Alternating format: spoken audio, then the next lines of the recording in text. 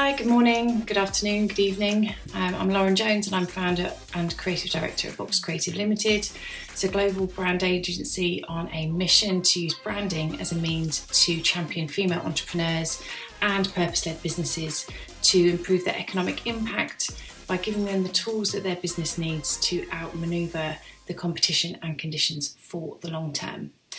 Now, today I'm pulling back the curtain into my world of brand building, and I'm going to talk about the power that it has for your business, what it means to you, and how to build a great strategy. So grab your pens and paper. Now, for some of you, I may be preaching to the choir, but for others of you, what I'll share in the next 20 minutes or so will hopefully give you pause for thought and convince you about branding, and why you can't afford to ignore it. So to start, I'm going to demonstrate the power of brand through a little exercise created by Julian Rotondo that perfectly demonstrates this through the medium of water. So if you had to choose one, which one would you pick? Now, this may seem like an odd question. They're both exactly the same. Where's your point of reference and judgment or decision making? So how about now? Does this make it any easier or maybe harder to pick one? In one way or another, you picked one based on something that resonated with you. Maybe it was the design of the bottle. Is it the fact that it's made from glass and not plastic? Do you know the company's values and you're drawn to that? Or they donate to a charity of your choice? Or maybe it's simply the logo and the colours that you're drawn to. So have a think about that. What was the reason? But whatever the reason, it's branding that's led you to make that decision. And it's helped that brand stand out from the other competitors to you. So why is this important? Well, this simple example of water bottles shows you that brand is what the customers feel about the product, and it acts like a filter for their decision-making process when it comes to buying any goods or service. Now, it could be about the company values, it could be about the design and composition, it could be about the ethics, but the point is that it's more than the product. And it's also about what the customer sees, how they feel, and what they say that represents to them. Now, what we're talking about here is what brand is all about. That gut response to your product, service, or idea, and the meaning that people attach to it. This is Martin Neumeier, a world-renowned brand expert, author, and my mentor. And he's been working all over the globe to get under the skin of brand for some time now. And he's been saying for decades that your brand is what your customers say it is, not what you say it is.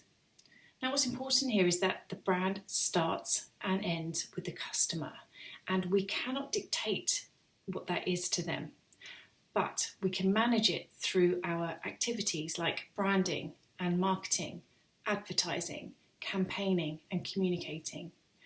And by consistently going out across these activities, we reinforce our position, our message and our strategy so that your audience can build a common understanding of what that brand is really about. Another master of brand was obviously Steve Jobs, and he once said, "It's a very complicated world. It's a very noisy world. We're not going to get a chance to get people to remember much about us. And so we have to be really clear on what we want them to know about us." And I'm not talking about features or speeds and fees. And never more so is this true. We are exposed to thousands of messages, ads, brands, offers, noise every day. So how do you cut through this? Well, customers want to know who you are and what you stand for. Where do you fit in the world? And why is this important? Well, for consumers, by consciously choosing a product or service, you're advertising to the rest of the world, this is who I am, this is what I stand for, and this is my place in the world. So our choices in turn build our own brand. Now, before I tell you about how to build a brand, let me show you the value of brand. Now, each year, Interbrand take part in a study and they identify the 100 top best global brands. And this year, I've got a synopsis of their findings. They found that between the top 100, on average, each grew 9%, with their value exceeding $2 trillion on the stock exchange. and they are so powerful that they can interpret modern day culture, point to future innovations, and they can even set economies. Now, brand has a real monetary value, and this brand value is part of the intangible assets of a company, including R&D, IP, patents, and the brand. And in Coca-Cola's case, it's worth more than 60% of its market value or share price. So it hugely supersedes the tangible assets that you may have. So we're talking real bottom line stuff. So that's great, but where does it play in the business? Well, let's first define the significant difference between brand strategy and business strategy and the role that that plays. So with business strategy, it's what the business needs from the customer to sustain or grow. So sales, organisational structure, revenues, structures. Whereas with the brand strategy, this is what the business needs to deliver from the customers in order for them to love you, to become a customer, to buy from you. And it's effectively customer management. So I would argue that brand strategy can actually drive the business strategy. You only have to look at brand-led businesses that put the customer at the core of what they do to see the success of this. So think your Apples, your Amazons, love them or hate them, and Starbucks. Even the CEO of Starbucks says, I don't run a business, I run a brand. So by driving a clear brand strategy that's aligned to your business strategy, you are onto a winner and a high value business. So where to start? How do you go about creating and crafting your brand proposition, or your brand roots strategy, as I call it? Now, what I say about building a brand is it's a lot like eating an elephant. It's just one bite at a time. And I use a 5-step framework, my 5P framework, to help you build a robust, well-rounded story that captures everything that you need, one bite at a time. So let's get started. The first P we start with is purpose. May seem like a buzzword, but this is a key component in helping rally people up, motivating them, and keeping them going through tougher times. Think about where and why it all started. What is it that you're trying to achieve at its very highest level? What's the role that you're playing for your audience? And why do you exist beyond just making money? Now, when we thrash this out, from this you start to get things like your vision and your mission statement, and these together act like your North Star. So I've got some examples here to run through. So we've got Starbucks' purpose statement. It's to create a culture of belonging, inclusion and diversity, and make sure everything we do is through the lens of humanity. No mention of hospitality or coffee shops or coffee at all. It talks about culture of belonging and humanity. Pretty lofty stuff. So let's look at IKEA. Make a beautiful home possible for as many people as possible. And they live that purpose every day through their design, through their price points, through their logistics model. Everything points to this purpose and making it really accessible. Now to Google. We are dedicated to improving people's lives and making life easier. We won't ever stop doing that. And you can't get much easier than a one-entry field on a website and a button to get the whole world's information at your fingertips. So do you know your purpose statement? Now on to the second P, and this is principles. Now this is what you stand for, what your values are, and what you care about. And how would you like your clients to talk about you when you're not around? Now these go far more than being just words on a wall in the office, but when embedded into the business, they really drive your decision making, acting like a filter. They inform your recruitment processes and the team dynamics, and they are how you behave as an individual, as a team, and an organisation. And that's when we start to get into building your brand culture.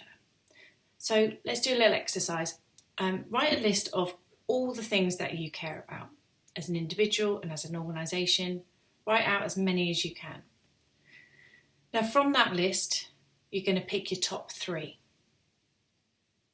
From those 3 words, what we're going to do is we're going to wrap some meaning around them. because words in isolation are too open for interpretation. So what do they really mean to you in a short sentence? Once you have that, and you may have up to 3 meanings per word to give it a bit of a flesh to the bones, we're going to take those meanings and we're going to start to wrap some behaviours around that to support those meanings. So how do you need to behave in order to deliver on that meaning? That in turn interprets the value. So I'll show you an example from a client of mine. This is the Elevate Price Foundation in the States, and they award $5 million in funding to social impact heroes each year to amplify their work. Now, we worked with the founder and the senior management team to thrash out their values, and we have 5. So one of them is radical diversity. And what does it mean to them? Well, it means being an intentionally inclusive community, to recognise the dignity, talent and contribution of all humans and the transformational power of the individual. And they recognise that the more diverse we are, the more effective we will be. So you can see how you can take a phrase or a value or one word and start to flesh that out into what that means to them. You're getting a really good picture of that. Now we take it a bit further and we say, well, what behaviours does that mean that we need to just uphold to deliver on these meanings? So they are, we consistently work towards making our prize more accessible to more people. We actively encourage diverse thinking, experiences and challenges to the status quo. And we ask ourselves difficult questions which keep pushing us to simplify.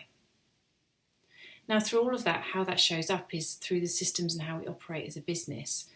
So we're talking about the application process, the websites, language, all the questions that we ask applicants. Is it accessible? Is it fair? Can we open it up to more people? Down to our partners that we partner with, like MIT. And also through the team itself, we have a very diverse team. There's a broad range of skill sets, backgrounds and perspectives that help us build real challenges and have great discussions to keep driving things to simplify what we're doing. So can you identify your values and can you define what they mean to you? Then how should you behave as an individual, as a team and as an organisation? Okay, next up we've got point of difference. As I said before, we are inundated every single day with noise, and for consumers it can be both stressful and pretty annoying. So how then do you cut through that to be seen, to be heard, to evoke action or inspire people or to drive sales? Well, this by standing out from the noise, by being different from the herd is what's going to get you noticed. Now, some may argue that there are no unique messages in the world anymore, but we are all unique messengers. And by being radically different, by really leaning into it, it will allow you to outmaneuver your competitors in the long term. And it's a really key part of the brand strategy. So ask yourself this, really dig deep. What is it that you can claim that no other organisation can? What is it in your market that you are the only one doing? By asking this question, we can distill it even more, which is, why do you matter in the world? Now, it's a big question, but if you can get a really great answer to this and be really clear, you are really onto a winner. Now, the fourth part, now this is the fun bit, this is where the creative juices get going, is the personality. And this is normally where the understanding of brand starts and ends with the visual and the verbal attributes of the brand. But as we've seen, this is just one part of it. Now, this is how you show up. It's how you walk and talk, look and feel. And it's the most externally facing part of the brand. So I'm talking colour palettes and fonts and imagery, art directions, the message itself, your words and your tone. So ask yourself this, if your brand were a person, living or otherwise, who would they be? Now you can certainly mix personalities here, but what this does is this quite quickly cuts through what you're trying to perceive in the personality by combining other people's attributes. Now here at Box Creative, I like to think of us as being a bit of a heady mix of Mary Poppins and Jonathan Van Ness. a practical in every way groundedness with this bold confidence that comes from Jonathan Van Ness. So have some fun with that. And who speaks to you in your brand and personality? Another question I ask is, when clients first see your branding, you want them to feel what? Now that can be a collection of words, it could be a phrase, whatever it is. But then what you do is you say, well, what colours and images do these words feel like and conjure up? Now, in order to start pulling this together, you can use tools like Pinterest and Canva, or start scrapbooking to collect images and key themes and phrases and words that really resonate with these visuals that you have in your mind that speak to that personality. Now, these all form part of the creative briefs. This is the starting point.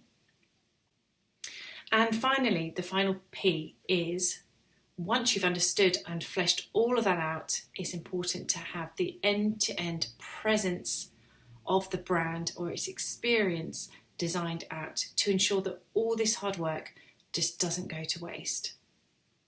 This means considering all of the opportunities that you have with your audience, and we call these touch points. And by designing each one and considering each one, you have an opportunity to embed that personality, to really embed those values and be consistent, because consistency is what's going to build you trust over time. So here are some examples of touch points, and this is a non-exhaustive list, and it's constantly changing, growing and shifting with customer behaviours and technologies. So maybe on here you can see some that are relevant to you and some you've not thought of and some that aren't for you at all. But one thing to note here is that there are both internal and external touch points. And by that I mean visible and invisible. And the brand story that you tell your audience will shift in emphasis depending on what category that you are in and what that audience value the most. So I'll explain that through this matrix. So here we have a matrix of B2B to B2C and product against service. Now, in product businesses, the customers go for the label or the company. They're drawn to that. So think about if you're buying a computer or a car or even chocolate. You're going to be drawn to something that you can trust. Now, with services, people tend to go for the people. So think about getting your car serviced or going to the hairdressers or any other professional service provider. In B2C, you have visible touch points. That's packaging, the brand identity itself, campaigns, a website, for example. Whereas with B2B, you have a lot of invisible touch points. That may be a great or clear CEO vision, your processes as a company, the culture, and the behaviour of the staff. So it's not just about external visible touch points, there are some internal too. And so it's really important, the questions we've gone over, the purpose, the values, they're really important for service businesses. And you can see here that your emphasis or where you expend your energy and time and focus when building out your brand may be slightly different depending on where you sit in the matrix. So the question is, do you know your brand story? Do you know the answers to these questions? And more importantly, do your team? Now, by going through these exercises with the key stakeholders of the company, it sets a level and fundamental understanding of why you exist, what you're out to achieve, how you're going to get there, what you stand for, how you're going to stand out, how you make people feel, and where you show up. And remember, if it's not written down, it doesn't exist. And all of this before we even think about picking up Photoshop, talking about website templates or logo designs. If we have a purpose and our vision and mission, our positioning, our point of difference, our attributes and our personality, our values, our principles, and our experience, our presence, all mapped out and clear, we have coherence. And from then, everything becomes so much easier. Our tactics for the business across comms and marketing, advertising, campaigns, designing, branding, the building. This all becomes easier because we're all in alignment and heading towards your North Star with coherence, consistency, and confidence. So that's it. Thank you for watching. If you want to learn more about building a brand that you can be proud of, get in touch on my website at box-creative.co.uk and enjoy the rest of the conference.